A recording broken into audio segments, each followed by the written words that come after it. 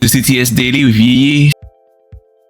So we covered the LA Los Angeles wildfires a week ago, and till this date, the Los Angeles wildfires are still ongoing even a week later, okay? As of now, the active fires are still in the Palisades area, Eaton area, Hearst area, and Otto area, okay? The fires began on 7 January 2025 with ongoing activities all over Los Angeles.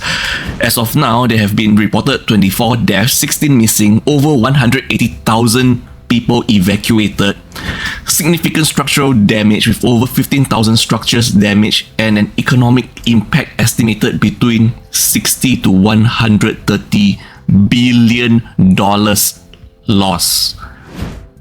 The total area burns exceeds over 40,000 acres. For us in Asia, that is approximately 162 square kilometers. For us in Singapore is approximately 728.3 square kilometers. So we're talking about the landmass area of over 20% of Singapore. Okay, for my dear friends in Singapore. Tackling the fires in Los Angeles has been a tremendous hurdle because even the hydrants do not have enough water supply. All the water supply are exhausted daily, and it has even been said that no urban water system in the world is ready for wildfires of this magnitude. Okay?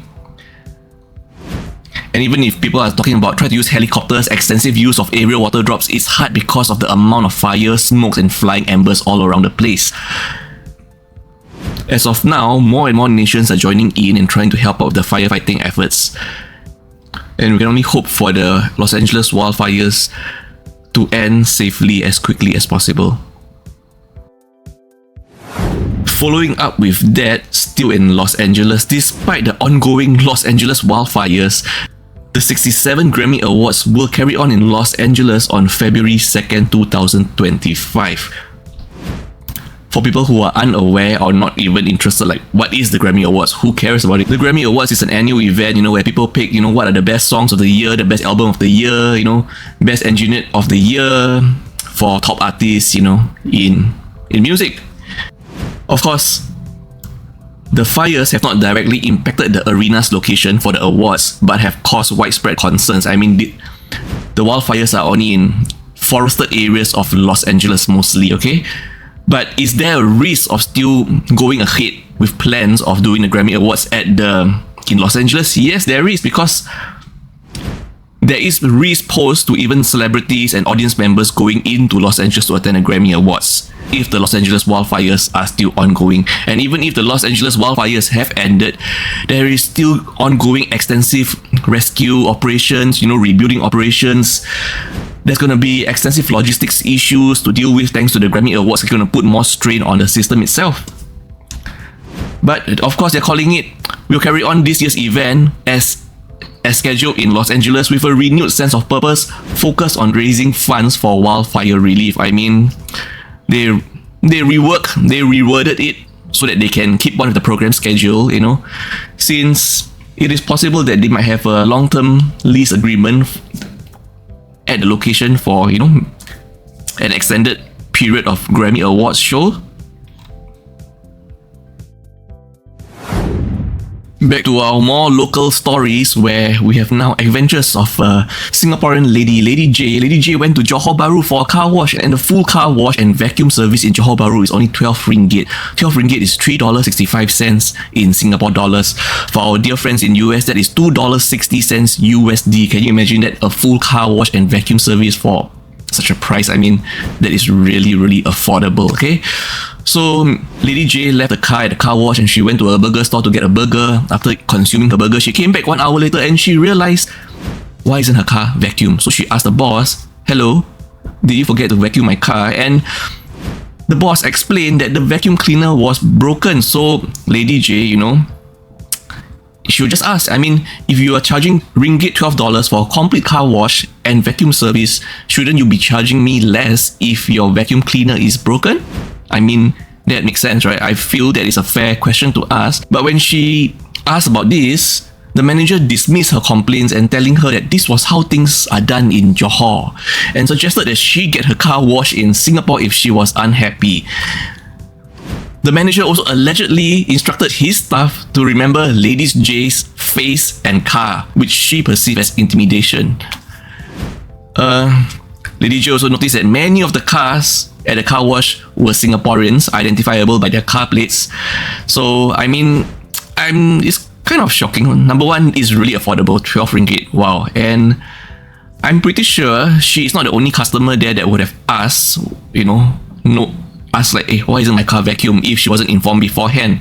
So we don't really know why is the manager being so aggressive with her, could it be that the intonation of how Lady J spoke to the staff? Because if other customers were not informed beforehand that the vacuum cleaner is broken, yet you have to pay full amount for the service, I'm pretty sure they would ask also. But I guess intonation, the way you speak and communicate, is very important right here. Back in Singapore, we have covered this story of these allegedly serial scammers using fake PayNow screenshots to pay for takeaways or tapaos in restaurants. Okay, so this is our third update. Okay, I don't want to talk about it, but the woman now finally went back to the Yifang Taiwan Fruit Tea Clarke Quay outlet. Okay, she went there to pay the bill that she previously scammed. Okay. And then she came back the next day on December 24th, 2024 with an apology note explaining her actions, apologizing for the trouble caused, and asking for the police report to be withdrawn and media reports to be taken down. I mean, should we take down our video coverage of her?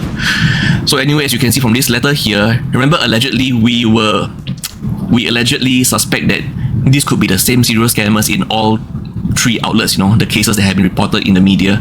And after that, if we were to compare this handwriting to the apology letter that was received by Rang Mama restaurant in Katong, take a look at both letters here. Could you see that aren't they the same handwriting? So maybe, yes, we were correct.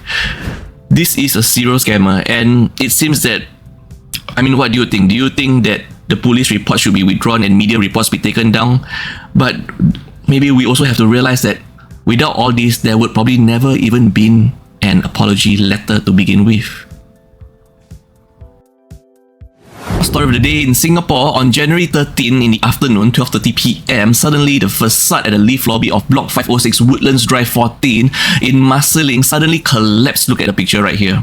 Look at the tiles. They look heavy. Okay, so a resident named Annie heard loud noises at 12:30 p.m. and was shocked by the collapse. Look at the photos. They show debris scattered around the lift lobby with part of the facade between two lifts collapsing, revealing a brick wall behind.